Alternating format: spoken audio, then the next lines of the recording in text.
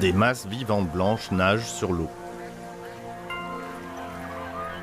J'observe le changement en dessinant la physionomie des oies.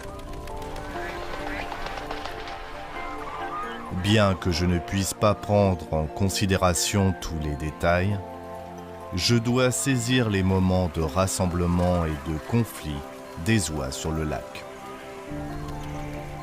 La touche de rouge est très importante pour représenter une oie. Le temps en bateau passe vite.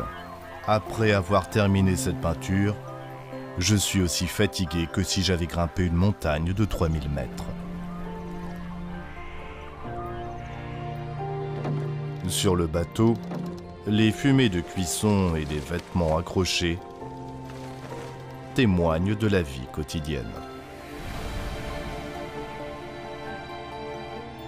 Les oies du lac Tai de Huguangzhong est une œuvre qui marque un jalon dans la peinture à l'huile chinoise de style libre.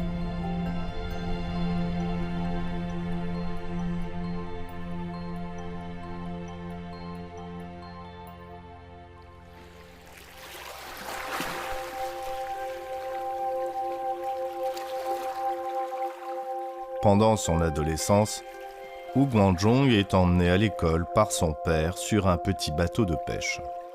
Les murs blancs et les tuiles noires sur les deux rives, un pont peint, les rames et les oies forment sa première impression de la beauté.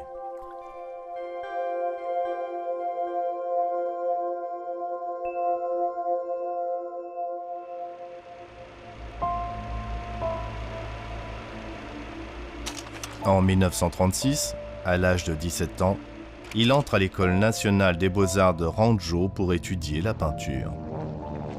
Un an plus tard, la guerre de résistance contre le Japon éclate. Huguangzhong et ses camarades de classe sont contraints de mener une vie d'exil dans une Chine déchirée par les combats. Malgré la précarité de la situation, l'enthousiasme de Huguangzhong pour la peinture ne se dément jamais. Il réalise de nombreuses esquisses de paysages lors de ses déplacements.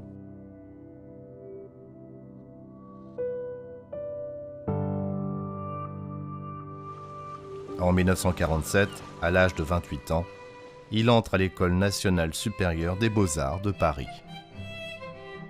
Le jeune peintre est émerveillé par les techniques et concepts modernes de l'Occident.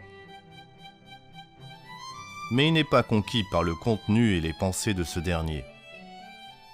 Le souvenir de sa région natale au sud du Yangtze est un magnifique paysage dans son cœur. 吴冠中呢，曾经在他的回忆里边呢，讲述过一个故事，就是有一次在画室里边来做人物模特的写生，当时的这个模特呢，身形比较硕大，他的老师就问他们一个问题：你们看到了什么？我看到的呢，是一个巴黎圣母院。 Ce que dit le professeur le réveille alors comme un coup de tonnerre. Il semble avoir trouvé la raison pour laquelle il n'est pas conquis par ces œuvres occidentales. Les techniques de peinture à l'huile occidentale sont superbes. Mais le contenu représenté est trop éloigné de la Chine. Il veut peindre sa patrie, son peuple, ainsi que les magnifiques montagnes et rivières qu'il aime profondément.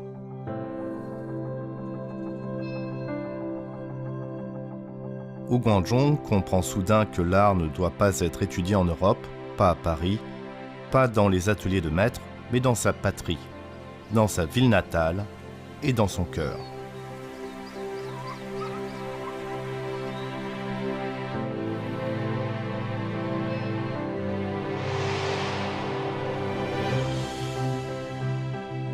En 1950, lorsque Hu Guangzhong retourne en Chine après avoir terminé ses études, il essaye d'utiliser les principes occidentaux modernes pour décrire les caractéristiques du sud du Yangtze et peindre une Chine belle et nouvelle. Il peint les bien-aimés Yangtze et fleuve jaune, le printemps sur le mont Shu et les eaux au sud du Yangtze. Dans ses peintures, la terre est très belle.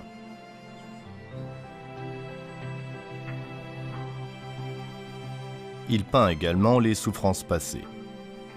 En chemin, il a vu un vieux mur marbré couvert de vignes. Il a dit que, quand il l'a vu, il lui a semblé entendre les cris de ses ancêtres.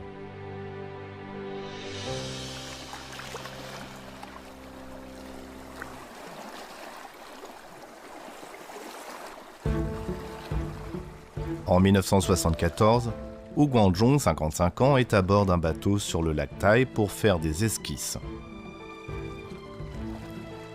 Un groupe d'oies bondit sur la nourriture jetée. L'embarcation se balance à cause des mouvements. Sur une simple planche de 44 sur 60 cm, une grande expérience de forme et de couleurs commence.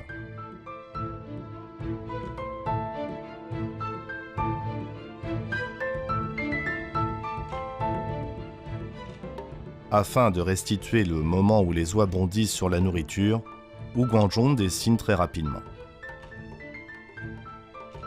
Les couleurs de différentes épaisseurs formant le corps de l'oie sont dispersées. Le point rouge se transforme en tête, plus vrai que nature. L'oie devant soi, l'oie de l'enfance, fusionnent dans le bruit.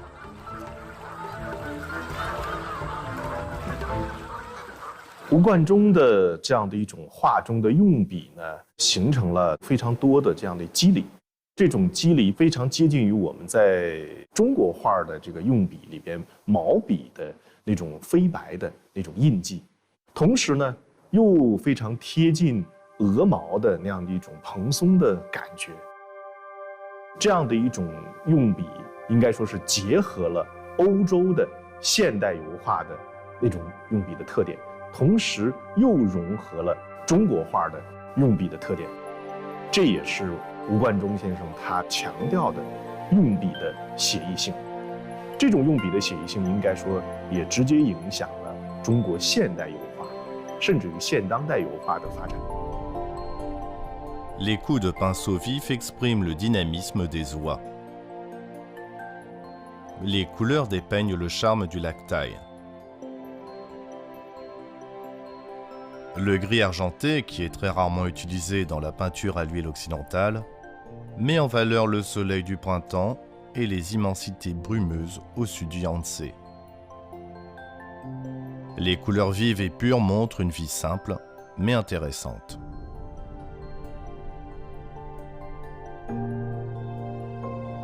Hu Guangzhong 先生画了大量的风景作品，像这样的作品不算多。但是在太湖鹅群这件作品中，你分明能听到那群鹅向天的欢快的鸣叫啊，这正是农村的一种非常可爱的家乡情节。我想吴老创作这件作品，他一定带着一种很内在的，或者说也很丰富的一种对一种生活过的这种家乡的一种眷恋。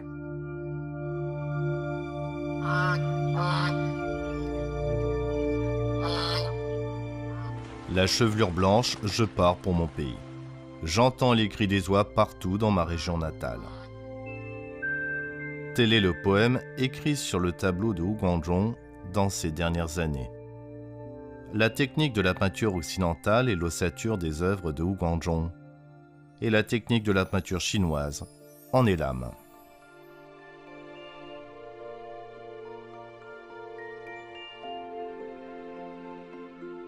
Quand Hu Guangzhong quitte Paris, il cite une phrase issue de la correspondance de Van Gogh pour exprimer ses sentiments.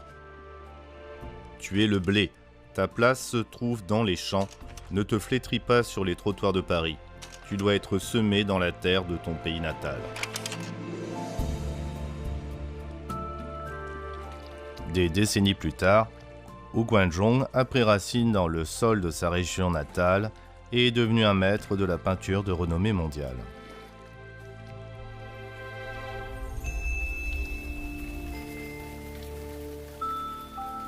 En 2002, à l'âge de 83 ans, il est nommé correspondant par l'Académie des Beaux-Arts de l'Institut de France, devenant ainsi le premier Asiatique à recevoir cet honneur. Dans sa réponse, il a déclaré « Je suis né à la campagne et je suis un Chinois d'origine. » Les oies du lac Tai, paysages du Nord, les pins du mont Huang et les trois gorges du Yangtze sont les plus beaux endroits représentés par Wu Guanzhong. Ils sont les eaux claires et les montagnes vertes dans nos cœurs. Une belle Chine.